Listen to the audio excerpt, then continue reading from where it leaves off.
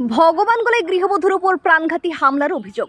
ভগবানগোলা থানার অন্তর্গত এলাকায় এক গৃহবধূর উপর প্রাণঘাতী হামলার ঘটনায় চাঞ্চল্য ছড়িয়েছে।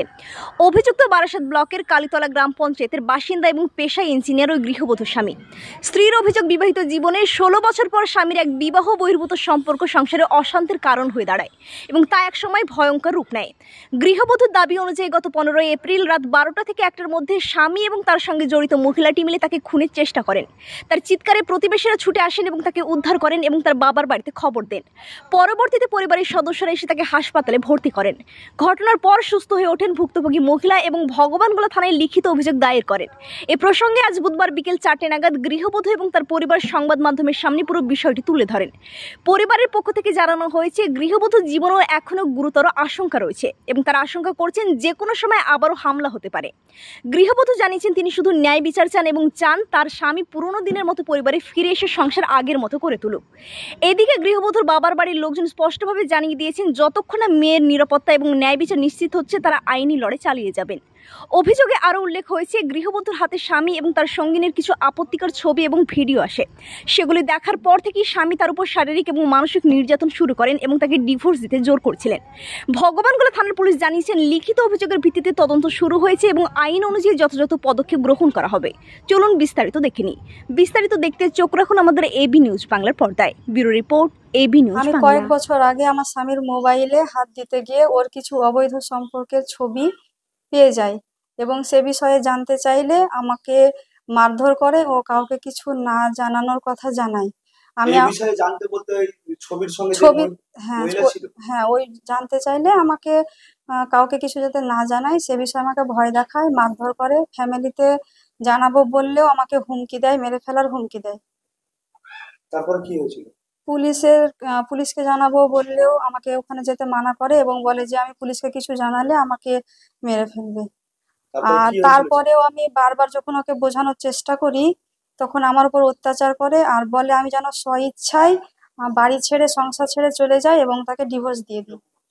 আর আমি যখন সংসার ছাড়তে, যেহেতু আমার দুটো ছোট ছোট বাচ্চা আছে, আমি কোথায় যাব কি করব, সংসার ছাড়তে যখন আমি নারাজ তখন আমাকে ওরা মেরে ফেলার চক্রান্ত করে এবং গত 15 তারিখ রাত 1টা নাগাদ যখন আমি ঘুমিয়েছিলাম তখন আমার স্বামী আর সেই মেয়ে যার সঙ্গে ওর অবৈধ সম্পর্ক আমাকে মেরে ফেলার পরিকল্পনা মাফিক আমাকে মেরে ফেলার জন্য আমাকে ওই মারধর শুরু করে আর মুখে ঘুষি টুসি মারে, লাত মারে আর ওড়না দিয়ে। হ্যাঁ ওই মহিলাও ছিল। কখন ঢুকেছে আমি জানি না। কারা উদ্ধার করেছিল আপনাকে?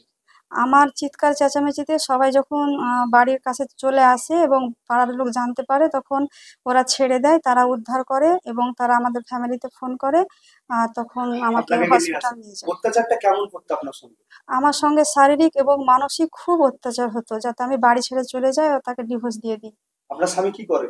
আমার স্বামী হচ্ছে পঞ্চায়েতের এনএস বলতে ইঞ্জিনিয়ার নাকি? ইঞ্জিনিয়ার। কোথাকার? বারাসাত ব্লক আর জিপি হচ্ছে কালীতলা আর সাহেবখালী। আপনি কি চাইছেন এখন? আমি এর বিচার চাই। থানায় অভিযোগ করেছেন? হ্যাঁ আমি থানায় অভিযোগ করেছি। পুলিশ প্রশাসন কি বলছে আপনাকে? পুলিশ প্রশাসন আমাকে আস্থা দিয়েছে যে এর ন্যায্য বিচার ওনারা তদন্ত করে দেখবেন আর আমাকে পরিপূর্ণ ন্যায্য বিচারের আস্থা দিয়েছেন। কি নাম আপনার? আমার নাম সার্জিনা খাতুন। আপনার স্বামীর নাম? এমডি ফিরোজ খান।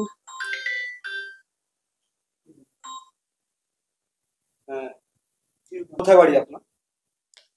আমার শ্বশুর বাড়ি হচ্ছে গোবরা বাস স্ট্যান্ড। আমার মেয়ের সঙ্গে বেশ কয়েক বছর আগে থেকেই শারীরিক এবং মানসিকভাবে অত্যাচার করে। আমার জামাইয়ের সঙ্গে একটা অবৈধ সম্পর্ক একটা মেয়ের বহু বছর আগে থেকেই আছে। আমার মেয়েটা এই ব্যাপারে জানতে পারে।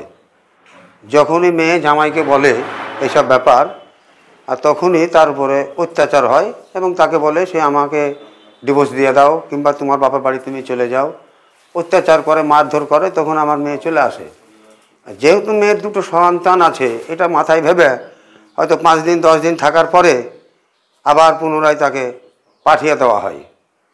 এইভাবেই আজ কয়েক বছর ধরে এইভাবেই চলছে। এবার হঠাৎ গত 15 তারিখ রাত্রি 1টার সময় আমার মেয়ের উপরে মারধর অত্যাচার চলে। তার সঙ্গে জড়িয়ে ওই মেয়েটা এবং আমার জামাই ফিরোজ খান উভয় পক্ষেই ওকে মেরে ফেলার চক্রান্ত করে। এটা মার ছিল না। মেয়েটার কি নামটাও জানতে পেরেছেন? হ্যাঁ, জানতে পেরেছি। মেয়েটার নাম আয়েশা। বাড়ি কোথায়? বাড়ি বলরামপুর। ওর স্বামী আছে, ওর স্বামীর নাম হাবিবুর রহমান, তারপরে এরকম ঘটনা ঠিকাদার। হ্যাঁ, তারপরে ওই মেয়েটা আমার মেয়েটাকে ধরে থাকে পিছন থেকে, আর ও মেরে ফেলার চক্রান্ত করে। এর মধ্যে আমার মেয়েটা চিল্লা ভাবা করলে। এর আগেও কি আপনার মেয়েকে হুমকি টুমকি দিত? এর আগে তো হুমকি, প্রচণ্ডভাবে হুমকি ছিল, যাতে আমাদেরকে না বলে, থানায় অভিযোগ না করে। এরকম করতো? আমার বাড়িতেও এসেও। কি নাম আপনার জামাইয়ের? এমডি ফিরোজ খান। কি করে? ও তো পঞ্চায়েতের ইঞ্জিনিয়ার। আপনার মেয়ের নাম? আমার মেয়ের নাম সার্জিনা খাতুন। কোথায় বাড়ি জামাইয়ের? জামাইয়ের বাড়ি হচ্ছে গুবরা। থানায় অভিযোগ করেছেন? হ্যাঁ, থানায় অভিযোগ করা হয়েছে। পুলিশ প্রশাসন কি বলছে? পুলিশ প্রশাসন বড়বাবু আশ্বাস দিয়েছেন আমাদের ন্যায্য বিচার উনি পাইয়ে দিবেন।